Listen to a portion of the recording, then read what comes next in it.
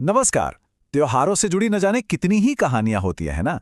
आज हम मकर संक्रांति से जुड़ी एक ऐसी ही प्यारी सी दिल को छू लेने वाली कहानी सुनेंगे।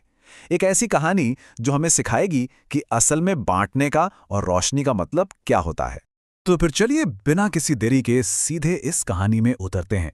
और क्या पता ये कहानी सुनने के बाद मकर संक्रांति के त्योहार को देखने का हमारा नजरिया ही बदल जाए। चलिए कल्पना करते हैं, भारत का एक छोटा सा प्यारा सा गांव। मकर संक्रांति की एक सर्द सुबह है, लेकिन हवा में त्योहार की एक अलग ही गर्माहट है। चारों तरफ बस एक नई उम्मीद और खुशी का माहौल है। और इसी गांव में हम मिलते हैं आरव से, हमारी कहानी के नायक। आरव एक बहुत ही मेहनती लेकिन गरीब किसान है, और आज के दिन उसके लिए बहुत बड़ा है।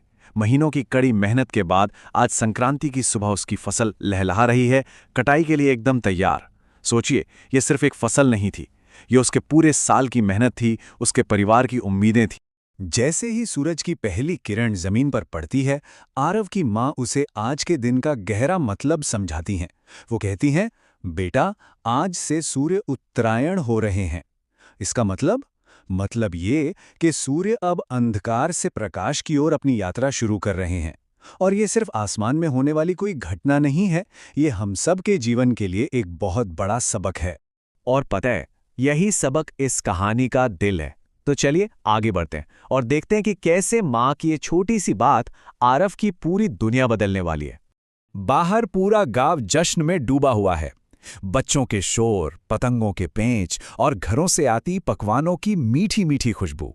लेकिन आरव के घर में माहौल थोड़ा अलग था। उनके पास जश्न मनाने के लिए ज्यादा कुछ था नहीं। फिर भी उसकी माँ ने घर में रखे थोड़े से तिल और गुड़ से कुछ लड्डू बना ही लिए। और यहीं पर उन मुट्ठी भर लड्डुओं को देखकर आरव के मन में एक बहुत ही वाजिब सवाल आता है। वो अपनी माँ से पूछता है, माँ, ये तो हमारे लिए भी पूरे नहीं पड़ेंगे, फिर हम इसे दूसरों में क्यों बांटें?